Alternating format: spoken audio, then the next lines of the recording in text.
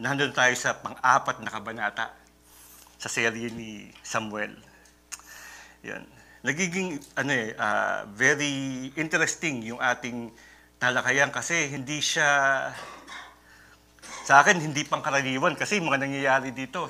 Parang nagagawa ba nila o napag-uusapan nila yung ganong klaseng pag-uusap, yung nandadaya, nagkakachismisan, parang titignan mo para siyang serye sa comics, yung mga chismisan, parang hindi Bible story ba to? Yun. Ngayon, ang makikita natin dito, realistic eh. Realistic siya.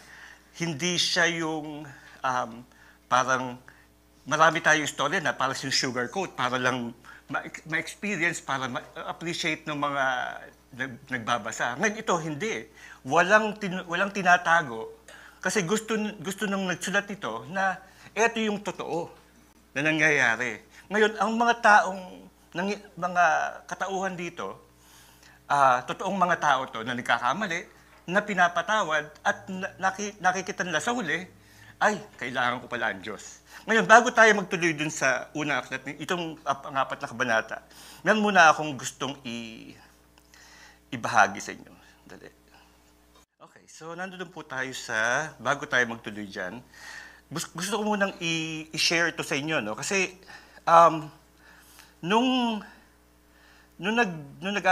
pinag-aaralan ko to, sabi ko, bakit importante na mag-aral tayo ng salita ng Diyos?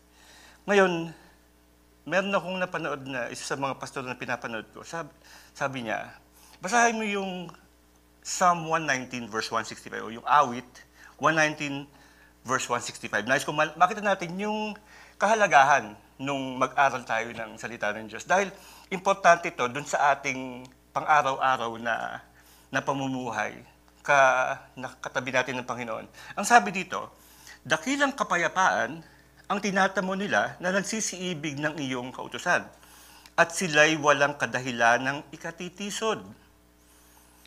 Ano daw ang sabi doon? Ang sabi, ang nagsisiibig sa utos ng Diyos, yung sa utos ng Diyos, hindi lang siya command, no? The law of the Lord, yun yung nasa Biblia, tinatawag yung utos, command, reminder, maraming mga ibig sabihin yung word na utos. Hindi lang yung para, kasi meron tayong babasahin, hindi lang tayo ay nakaalam o bumasa. Pwede tayo magbasa araw-araw, pwede nating tapusin yung buong Biblia ng ilang linggo o ilang buwan. Pero ito yung kung umiibig ka o nagmamahal ka dun sa binabasa mo. Iba yun eh. Kasi kumbaga nanamnamin mo kung ano yung sinasabi. Hindi yung binasa mo and then, okay, move forward, di ba? Parang lumipas na lang. Parang limbawa yung nanay ko, pag may sinabi siya, gawin mo nga to, sabihin niya, o yung ka na naman. Pasok dito, labas dito. Hindi ganon. Yun. Kaya sasabi nila na, patigilin mo naman sa gitna para alam mo pagka lumabas ka, di ba? Yun. So parang maging lesson sa iyon. Ngayon, sabi dito, at sila'y walang kadahilan ng ikatitisod. Ngayon, ito nga, marami tayong kilala na nakakaalam ng salita ng Diyos. Ngunit wala silang kapayapaan dahil may pagkakaiba sa pagitan ng pag-alam lang at pagmamahal. Ang isang paraan ay kung paano mo ito mahalin, yung how, at susundin mo. So iba yung, hindi tayo ang tawag doon reacting dun sa word. Pero tayo titignan lang natin. Kumbaga, pag kumain tayo, parang ang sarap nito. Meron siyang hint ng gulay, ng bawang. So lahat, danamnamin natin. Kasi napakasarap ng salita ng Diyos pag yun ang naging buhay mo na eh. Diba? Natural na lalabas sa'yo. Ang katunayan nga, nagkaroon kami ng get-together kagabi. Hindi ko inaasahan na mapupuyat kami. Alam niyo naman, alas 8:30, natutulog na ako. Inabot kami ng alas 10. Kaya puyat na kami. Oo. Alas 10, medyo puyat na kami. Ngayon, nung kausap ko yung mga kaklase ko ng kolehiyo, sabi nila yan, si Hoben, ganyan, ganito. hindi, nung mga dako-dako ron, parang ibinabrush off ko yun, na parang huwag na natin pag-usapan, parang napapahiya. Pero this time, parang nung napag-usapan natin last week, there's this bold will na actually hindi mo na gagawin eh. Natural nang lumalabas na, ito yung ginagawa namin. Sabi niya, ano ginagawa mo doon sa simbahan niyo? Ganyan. Ay, actually, bukas nga. Kaya nga gusto namin umuwi kasi bukas maaga pa kami. Kasi ako ang speaker sa Tagalog. Ay, ang galing Tagalog. Paano mo sinasabi talagang natural na Tagalog? Sabi niya, oo.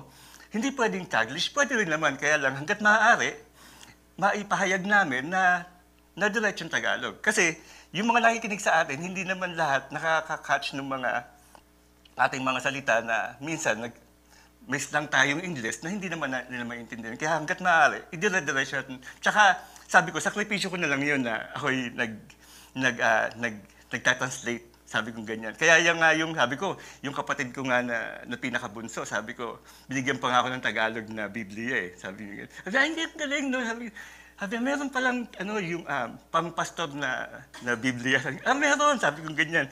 So naging interested, nakakatuwa kasi, they were the same people na hindi masyadong ganun sa pag-uusapan ng Diyos. Ngayon sila yung very interested kasi parang, wow, may ganito pala. Ganyan. And then, kinuwento nga ni Tina na, si Hoben nga, ginagawa niya to sa mga anak niya. Ganyan. So, and then, the conversation goes on and on and on. So, nakikita natin yung gawa ng Diyos sa buhay natin na hindi na natin kailangan isipin. Lumalabas yun dun sa pag-uusap nyo. And then, actually, nandun nga, kung matatandaan nyo, may kaibigan ako na nagkaroon ng surgery, si Monty. Ang sabi pa nga niya, ayan, si Hoben, maaasahan niya kasi nung nagkasakit ako, pinagdasal niya ako. So, lumalabas dun yung gawa natin sa Panginoon, pag-uusapan ng mga tao. Ganun din tayo, nung narinig natin yung salita ni David, salita ni Jesus, salita ni Pablo, na pinag-uusapan natin ngayon. Yun yung salita na pinag-uusapan natin ngayon, yung utos. O ngayon, sasabi nga, sila'y walang kadahilanang ikatitisod. Ngayon sabi ba dyan may mangilan-ngilan lang o may kaunting kadahilanan na makakatisod? Pero ang sinabi dyan, walang makakatisod. Sabi, sila'y walang makakatisod, walang makakadapa. Kaya kung gusto nating mamuhay sa buhay na ito na hindi natitisod o kaya'y mabigo, ibigin ang batas, ang utos at pahalagahan ang salita ng Panginoon. Hawakan natin ito sa ating puso at alamin ito upang maintindihan at sundin. Ang importante dun yung intindihin at sundin. Yan. Ngayon, tapos na natin yan. Nandito na tayo sa 4th chapter. Tuloy natin si Samuel. Sa 3 kabanata, review natin, sinabi na si Samuel ay tinawag upang maglingkod at magpatuloy na mag-aral sa ilalim ng pangangasiwa ni Eli o ni Eli. Tinawag siya na maging isang propeta bilang tagapagsalita para sa bansa ng Israel sa ngalan ng Diyos at ang batang propetang ito. Naniniwala ang ilan na siya ay 12 years old. Sa murang edad, hinatid niya ang kanyang unang sermon. Tumawag si Yahweh at nagsalita kay Samuel. Nagbili ng mensahe si Yahweh at sinabing ito ay isang mensahe ng paghatol, judgment, na papawiin ng Diyos at lilinisin ang espiritual na pamumuno ng kanyang panahon. Ngayon, sa madaling salita, nagbabala si Yahweh kay Samuel at sinabi ni Samuel ang mensaheng ito kay Eli. So si Eli ngayon ang nag-translate sa Diyos para kay Eli. Sabi niya, ito ang sabi ng Diyos, be warned. So, dun sa 3 kabanata, mababasa na si Samuel ay lumaki at siya ay naging isang propeta na kinilala ng mga tao bilang isang propeta at nag-iba pansamantala yung kwento sa aklat ni Samuel. Medyo mawawala sa picture si Samuel. Yan. So, hindi naman natin makikita si Samuel sa ilang kabanata dahil ang makikita natin ngayon sa 4 hanggang sa all the way sa, hindi ko pa alam kung ano chapter, hindi ko pa nababasa, mga prophecy. At yung mga epekto kung ano ang kasunod pagkatapos maganap yung mga pangyayaring yun. Ngayon dito, basahin natin yung unang unang mga chapters, ang unang mga verses. Sabi dito, dumating ang araw na nakipagdigmaan ang mga Israelita laban sa Filisteo. Sa Ebenezer, nagkampo ang mga Israelita at sa Afek naman ang mga Filisteo. Sumalakay ang mga Filisteo at pagkalipas ng isang matinding labanan ay natalo nila ang mga Israelita. Sila'y nakapatay ng halos 4,000 kawal ng Israel. So gano'n karami? 4,000. Okay. O tigil muna tayo sa verse 2. So isang bagay ang patungkol sa mga Filisteo. Sila ay tanyag, sikat. Sila ay magagaling, skillful. Nandun sila sa mga aklat ng mga judges. Kung babalik tayo sa judges, nandun na sila. Nakipaglaban sila kay Samson, lalabanan din nila si David. Ngayon, hindi agad sila matatalo dahil ang sabi nga ay they'll be around for a while. Nandiyan pa rin sila para mga peste, ganyan. At lalakas pa ang grupo nila. Lalakas pa yan. Ngayon, tignan natin to para meron tayong background. Doon sa mga hindi nakakaalam. Ngayon, ang mga Filisteo, sasakupin nila ang tinatawag natin ngayon na yung Gaza Strip. Yan. At nakipaglaban sila sa mga tao ng Israel. Kaya ang nangyari, libu-libong taon na ang nakalipas ang Israel kung saan libu-libo ding mga armas o mga rockets ang pinalipad at pinasabog mula sa Gaza Strip at Lebanon sa mga sentro ng populasyon sa Israel. Kasi tandaan nyo, doon yung nagkagulo at hindi pa rin natatapos hanggang sa pansamantalang panahon. Ngayon, ang mga Filisteo ay nagmula sa isla ng, ito yung kasaysayan nagmula sa isla ng Greece, sa Aegean Sea. Hindi agency, sa Aegean Sea. Sabi ni Tina, ano agency yan? Hindi, Aegean Sea. Nanggaling sila sa isla ng Crete. Ayan. So, Krita. Ayan. Sa kalaunan ay naninirahan sila sa Asia Minor, sa bayi ng Mediterranean. Magandang lugar yun. Pag sinabi, pupunta ako sa Mediterranean. Di ba? Yan. Pagkatapos, ay bumaba sila patungo sa Egypt. Yan, doon sa pinakababa na yon. Sinubukan nilang salakayin ng Egypt, pero ito nga, ang lakas ng loob, natalo. Yun yung natalo sila ni Pharaoh Ramesses III. Yan. Kaya't ang mga Filisteo, ang mga taong dagat sa kanluran, ay naninirahan sa tabi ng baybayin ng Mediterranean sa South Israel. Yan. Timog Israel, tinagalog ko pa. Mababasa natin ang tungkol sa lahat ng 5 lungsod na ito sa susunod ng mga aklat. Ito, maririnig nyo ito kay Kuya Alex, kay Pastor Ariel. So, sino pa bang maggagawa ng Tagalog na messages natin? Tandaan nyo yung itong 5 cities. Asdod, Askelon, Ekron, Gat, at Gaza. Magiging mga primary na subjects itong 5 cities na to. Iyon ang magiging 5 lungsod ng mga Filisteo at maglulunsad sila ng pag-atake laban sa Israel sa kung ano-anong paraan hanggang sa dumating ang araw na itataboy sila ni David. Ni Haring David. Okay, verse 3. Nang makabalik na ang mga nakaligtas sa kanilang kampo, nagtanungan ang matatandang namumuno sa Israel. Tanong niya, bakit kaya pinabayaan ni Yahweh na matalo tayo ng mga Filisteo ngayon? Tigil muna tayo dyan, Nagtanong, sabi, bakit ang mga taong ayaw makapag-ugnayan sa Diyos kapag nagkamali, gusto nilang sisihin ng Diyos? All the while, wala silang pakialam sa Diyos. May nangyari na masama. Masama ang Diyos. Diba? Wala silang pakialam sa Diyos at walang relasyon sa Diyos. Ayon lang sumunod sa Diyos, sasabihin pa nila, hindi ako makapaniwala, ito ang Diyos ng pag-ibig. Iniiwan ako ng Diyos ng pag-ibig. Tinawag niyang Diyos ng pag-ibig ang Diyos. Biglang naging religious. O, tuloy natin. Ang mabuti pa'y kunin natin sa Shiloh ang kaba ng tipan, o Ark of the Covenant, upang samahan tayo ni Yahweh. Siguro kung nasa atin iyon, ay iligtas niya tayo sa ating mga kaaway. Verse 4, at kinuha nga nila sa Shiloh ang kaba ng tipan, na kung saan si Yahweh ay nakaluklok sa trono sa ibabaw ng mga kerubin. Sumama sa kanila ang 2 anak ni Eli, na si Hophni at Phinehas. Gusto ko lang i-point out sa inyo, may 2 pagkakamali ang Israel nung time na yon. Una, nakalimutan nila yung omnipresence ng Diyos. Ang Diyos ay nasa lahat ng dako. Ang Diyos ay hindi namamahay sa isang lugar o isang kahon o isang tolda o isang simbahan o isang building o isang templo. Ang Diyos ay hindi limitado sa isang lugar.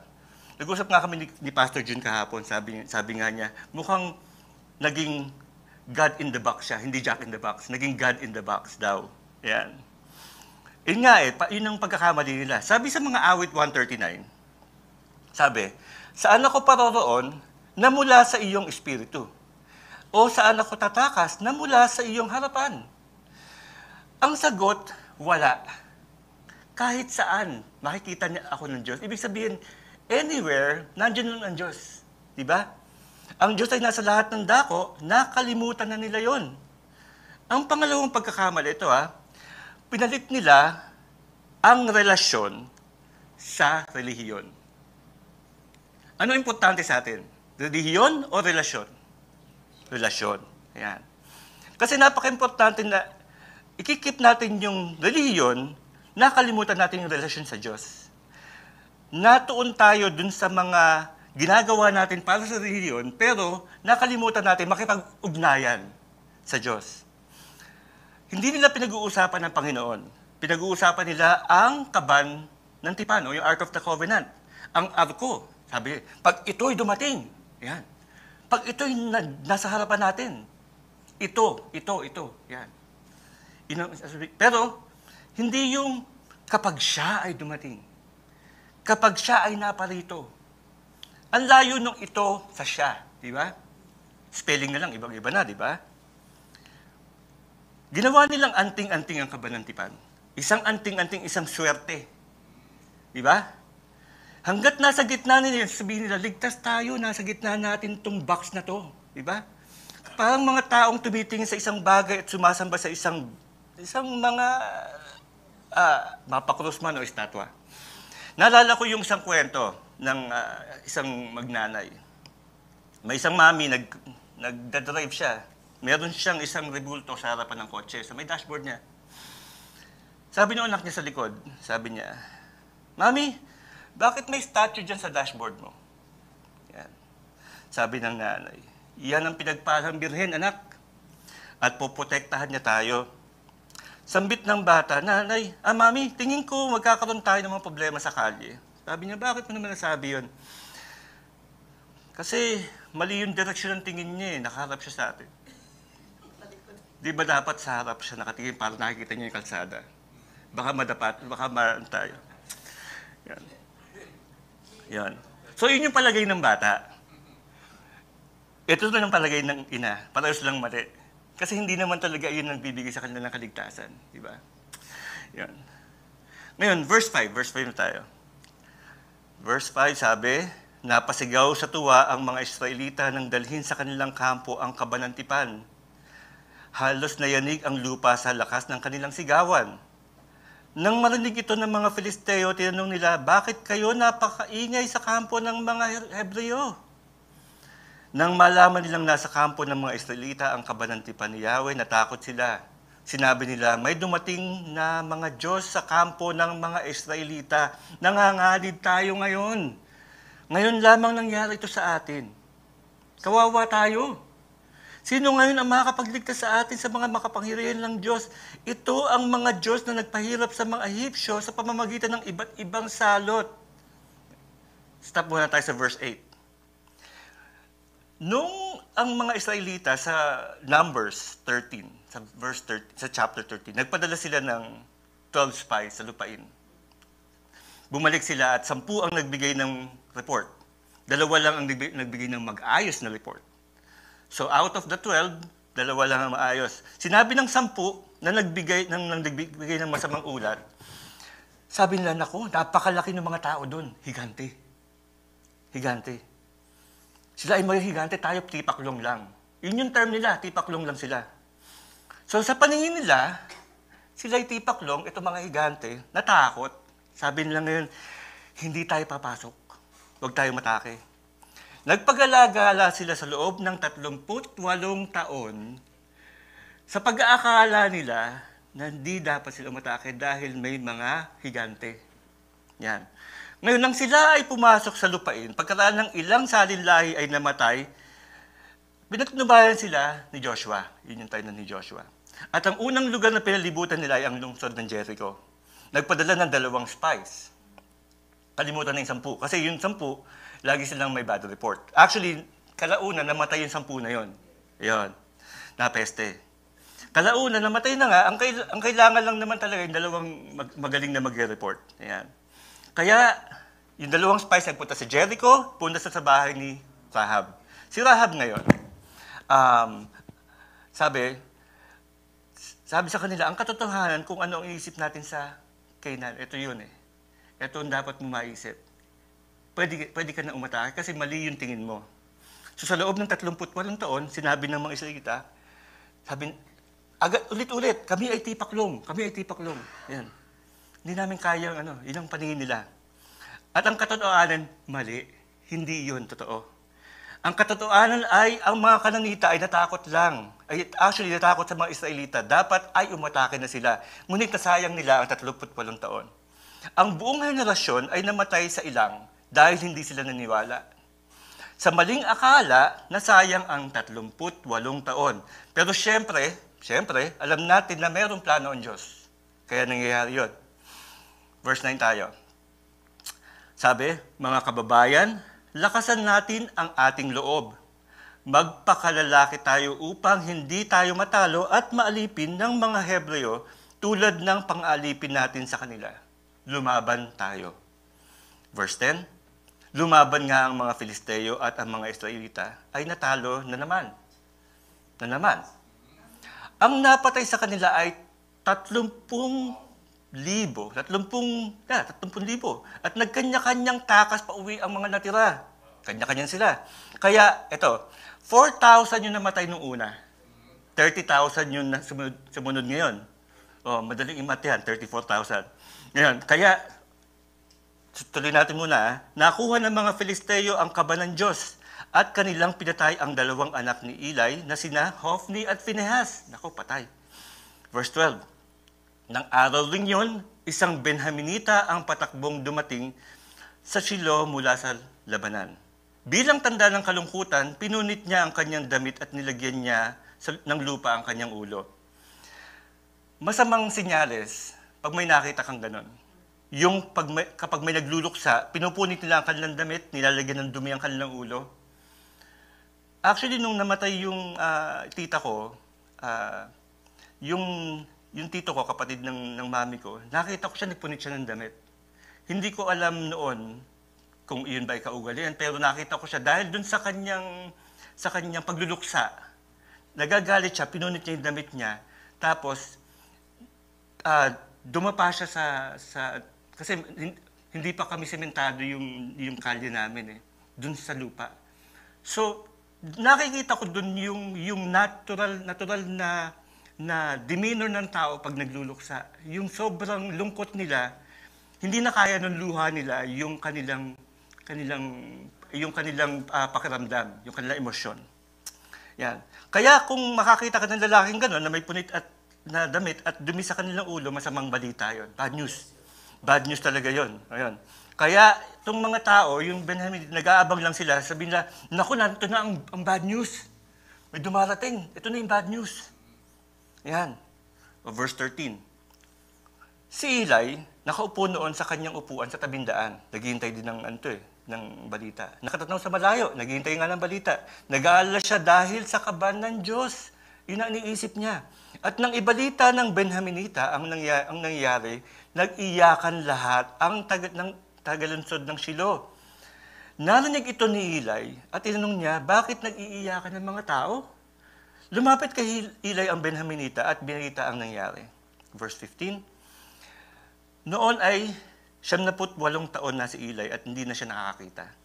Sinabi ng Benhaminita kay Eli, ako po'y galing sa labanan. Mabuti na lang po at nakatakas ako. Kumusta naman ang labanan, anak? Tanong ni Eli. Sumagot ang lalaki, natalo po ang mga Israelita at napakarami pong namatay. Kabilang ang inyong mga anak na si Hofni at Phinehas, at ang kaban po ng Diyos ay kanilang naagaw. Bad news after bad news. Nang marinig ni Eli ang tungkol sa kaban ng Diyos, siya'y nabuwal sa may pintuan na bali ang kanyang leeg sapagkat siya'y mabigat at matanda na. Namatay si Eli pagkatapos ng 40 taong pamamahala sa Israel. Broken-hearted siya, tapos broken neck. Patay. Namatay siya, sobrang broken-hearted. Verse 19. Kabuwanan noon ng asawa ni Phinehas na malaman niyang nakuha ang kaban ng Diyos, namatay ang kanyang biyanan, napatay ang kanyang asawa, at biglang sumakit ang kanyang tiyan at napaanak ng di oras. Parang istorya sa wakasan, ano? Hiwaga ba yun? O tapusan naman yung isa. Mamaya liwayway na yan. Verse 20. Malubha ang kanyang kalagayan, sinabi ng mga hilot sa kanya, lakasan mo ang iyong loob, lalaki ang anak mo. Ngunit hindi siya umimik. Okay, hindi siya umimik. Yan. Ang bata ay pinangaralan niyang Ikabod, na ang kahulugay, umalis na ang kaluwalhatian ng Diyos sa Israel. Ikabod, bubrit, di ba? Yan, marami tayong maisip dyan sa ikabod na yan, pero ito yun. Ang ibig sabihin ng ikabod ay walang kaluwalhatian o nasaan ang kaluwalhatian. Sa English, no glory. Ikaw ang pangalanan ng you are no glory. Di ba? Ayaw mo, di ba? Totoo, di ba? Oy, si no glory, oh. Di ba? Sige nga dito. Ay, ayoko sa'yo, no glory ka. Yan. Ang kaluwalhatian ay lumisan na. O sasabihin nila, ang kaluwalhatian ay nawala. Nawala. Nawala ba ang kaluwalhatian? Ang tanong, ang kaluwalhatian daw ay nawala. Ang salitang umalis ay nangangahulugang literal na napunta sa pagkatapon. Wasted. Nawala na. Ngayon, ang kaban ng Diyos o ang Ark of the Covenant na kanilang sinamba, literal, yun ay kanilang anting-anting, di ba? Nilagay nila ang Diyos sa isang kahon, literal, nang ang kaban ay dinala sa pagkatapon kasama ng Filisteo. Tinurang nila itong nawala na at ang kaban o ang arko, laman ang Diyos, ay napunta sa pagkatapon. It was wasted. So, ibig sabihin, tahiin natin lahat to, umalis na ang Diyos. Ang kaluwalhatian ay lumisan na. Yan ang nasa isipan nila. Nawala na ang glory, nawala na ang Diyos. Tuloy muna natin sa verse 21. Ang tinutukoy niya ay ang pagkakuha sa kaban ng Diyos at iniisip niya ang pagkamatay ng kanyang biyanan at ng kanyang asawa. Inulit niya, ang kaluwalhatian ng Diyos ay wala na sa Israel sapagkat ang kaban ng Diyos ay nakuha ng mga Filisteo. Yun yung mga last words nung asawa ni Phinehas bago namatay. Kasi wala na siyang imik eh. Namatay na siya. Kaya't wala nang kaban sa lupain ng Israel. Walang kaban sa tabernakulo ng Israel. Nangangahulugan, kung ikaw ay Hudyo, wala nang Yom Kippur. Wala nang Yom Kippur. Kasi na mangyayari, wala nang wiwisikan ng dugo. Yun yung kanilang tradisyon, yung relihiyon nila. Walang kapatawaran sa kanilang kasalanan. Diyan nagtatapos ang pang-apat na kabanata. Nagtapos sa lungkot, pagkabalisa, at pighati. Kagabi nung matutulog na kami, sabi ko, nakakalungkot kasi napuyat kami.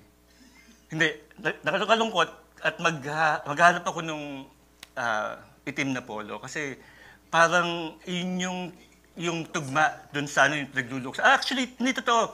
Parang nagluluksa ka dahil bakit kailangan yung mga tao makapag-isip ng nakakalungkot? Diba?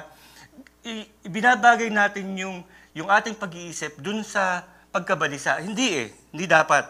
Ngayon, namatay ang libu-libong kawal. Nagapi ang ilan pang grupo ng sundalo na naging dahilan ng kamatayan ng mga anak ni Eli. Ibinilita kay Eli ang nangyari na siya rin kinamhati ng kinamatay nito. At sa panganak, siya din kinamatay ng asawa ng isa sa mga anak ni Eli. Pero ang pinakamalungkot sa ating pananaw bilang mga mananampalataya ay ang pinakitang pagtataas at pagbibigay ng halaga sa isang bagay upang sila ay iligtas. Bagay. Thing. Itong bagay na to ang kanilang tinitingala upang sila'y pangunahan at bigyan ng kalunasan sa sakuna, hindi ang isang persona na tuwi-tuwi na ay nangangalaga sa kanila. Yun nakakalungkot. Kadalasan, kapag nasa alanganin, may suliranin o krisis, o may problema, ang lagi nating tanong, ano ba magagawa ko? Ano gagawin natin? Ang tanong, ano? Pero mali yung tanong eh. Ang dapat na tanong, sino? Sino ang lulutas sa problema ko? Hindi kayang gampanan ng ano, ang kayang gampanan ng sino. Hindi magagawa ng mga bagay na gawa ng kamay ang magagawa ng Panginoon. Nang mawala na at makuha ng Pilisteyong arko o kabanang tipan, nawalan na ng pag-asa ang mga Israelita at sinabing, ang kaluwalhatian ay lumisan na, nawala na. Sabi sa Deuteronomy 31:8, sinabi dyan, si Yahweh ang mangunguna sa iyo, sasamahan kanya. Hindi kanya bibiguin at pababayaan man, kaya't huwag kang matakot ni panghinaan ng loob. Hindi sinabing, iyon ang mangunguna sa iyo, ito ang mangunguna sa iyo. Sasamahan ka nito. Hindi eh. Persona, tao. Yung personang yun. Hindi tayo iwan ng Panginoon. Amen? Amen? Pinangalanan ang bata na Ikabod. Sabi ni Kuya Oli, Ikabod Bubwit. Andaga daw. Dugang sosyal. Yan. Hindi ko maisip na kung meron mang Ikabod sa naisip na, wala ako sa generation ko na nagpangalan na Ikabod kasi alam nila na nakahanay yung pangalan na yon sa hindi maganda eh. No glory. Ang kalwalatian ay lumisan na or ang kalwalatian ay nawala. Nawala na ba ang kalwalatian sa inyong buhay? Sa ating buhay?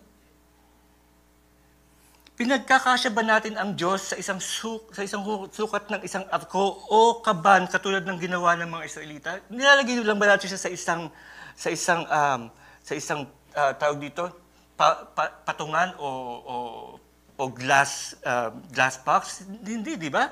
Sa kanila nauna ang relihiyon, pero ang hangad ni Yahweh ay relasyon sa kanyang tagasunod. Relasyon. Relasyon o relihiyon si Samuel ay may malalim na relasyon, personal na relasyon kay Yahweh. Tinawag siya. Sabi niya,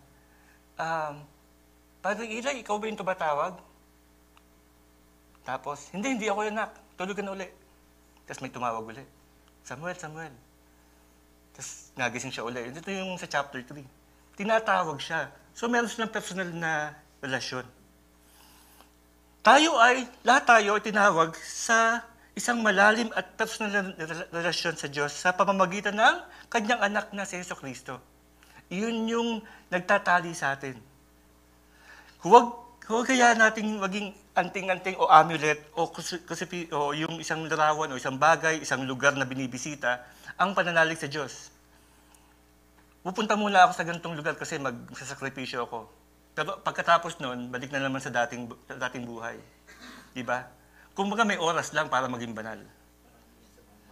Marami daw sa bambang dun. Ang relasyon mahalaga. Ang relasyon napakahalaga. Ang personal na relasyon natin kay Jesucristo ay napaka-importante. Kung meron tayong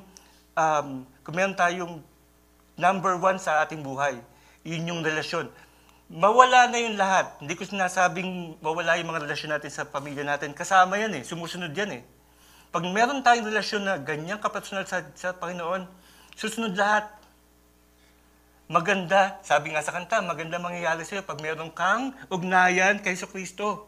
Diba? Hindi matatapatan ng anumang relihiyon o ritual ang pagpapala at kaligtasan na dala ng ating pananampalataya kay Jesucristo. Tandaan natin ang salitang dahil.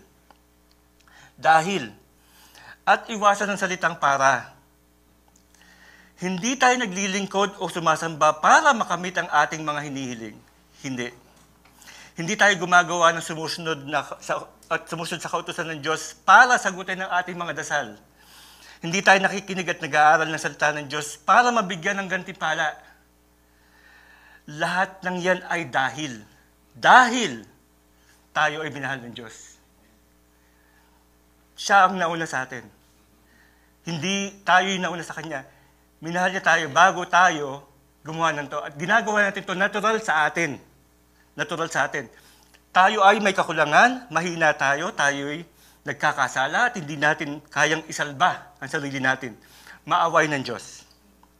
Hindi kayang pagkasyahin sa isang kahon, kwintas, anting-anting ang kapangyarihan niya. Hindi masusukat ang kapangyarihan niya kahit saan ka man naroon. Hindi masusukat. Hindi niya tayo iiwanan, sinabi niya yon. Pinangako niya, pinadala niya ang anak niyang si Jesus para tayo iligtas. Tanging kay Jesus lang ang kaligtasan at pagpapala. Hindi sa isang kahon, hindi sa isang arko. Tapat ang Diyos sa kanyang pangako. Sinabi niyang siya ang papatnubay sa ating bawat hakbang. Walang kahihinatnan ang ating gawa kung pangungunahan natin ang plano niya. Walang kahihinatnan. Pag nasa kanya tayo, may direksyon ang buhay. Hindi tayo mapupunta sa kung saan-saan. Diba? Huwag tayong maghanap ng ano at alamin natin kung sino. Hindi yung ano. Hanapin natin si sino. Sino siya? Si Kristo. Alamin natin kung ano ang magagawa niya. Dahil marami siyang magagawa sa buhay natin. Isa puso sa gawa ang aral na dala nitong sino. Isa puso at gawin. Si Jesus lang ang sagot.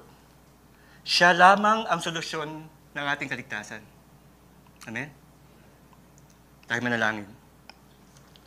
Ama namin Diyos, kayo po ang sagot sa aming katanungan. Kayo po ang sagot sa aming mga problema. Kayo po magbibigay ng kalunasan sa aming mga sakit.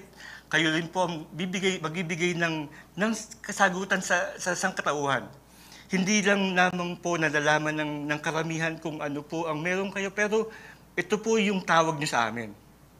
Na kami po ang magpahayag ng inyong magandang balita upang malaman nila na kami ay hinirang nyo para maglingkod sa inyo dahil hindi po para mangyari yung mga bagay nito sa amin. Hindi po. Dahil minahal nyo kami, dahil namatay sa krus ang inyong anak, na siya po ang magliligtas sa amin sa kamatayan. Sa kamatayan, sa buhay, sa susunod na buhay na to. Yung kamatayan na yun, yung walang hanggang kamatayan, kami po ay ililigtas nyo dahil kayo ang nagbibigay ng buhay sa amin, yung buhay na walang hanggan. Kaya po sa oras na to, kami po ay dumudlog sa inyo na sana po ay magamit nyo pa po kami sa aming pang-araw-araw na buhay. Saan man po dako ng mundo, Pilipinas, dito po sa Amerika, dito po sa Pomona, California, o saan man po dako ng mundo. Kung kahit saan po na, noon dati kami po ay natatakot magpahayag, nung napapahiya magpahayag, binigyan niyo po kami ng boldness para sabihin kung ano po kami sa inyong paanan. At kayo rin po magbibigay sa amin ng kalunasan sa aming mga magiging trials. Dahil kayo po ang magdi-deliver sa amin doon sa kahirapan. Dahil alam po namin na pag lumabas po kami doon, kami po ay masusubok. At kayo rin po ang mag-aangat sa amin dahil alam po namin na kahit saan pong dako ng mundo, nandun po kayo. At pinapanalangin po namin, Panginoon, na ang aming kapatiran dito, maliit man po, pero bibigay po kayo ng kadahilanan na kaya po kami nandito dahil meron po kayong pakay sa amin. Yung pong mga paksa na aming tatalakayin sa aming mga anak o mga kamag-anak na para sila'y bigyan ng kaliwanagan, yun man po ay mga sensitibong mga paksa. Pero alam po namin, Panginoon, na kayo po ang magdi-deliver. Kami po ay gagamitin niyo lamang. Kaya ang panalangin po namin, Panginoon, na kami po ay tuloy-tuloy na mag-aral ng salita at kami po ay sumunod, hindi lang po magbasa, hindi lang po pumapasok sa isang tenga, lumalabas sa kabilang, kundi po manatili sa amin ang inyong aral. Kayo po, Panginoon, ang magpatnubay sa amin sa susunod na mga araw at sa mga susunod na panahon. Kayo po ang dahilan, kaya po kami nandito. Ito po ang aming panalangin sa pangalan ni Jesus. Amen. Amen.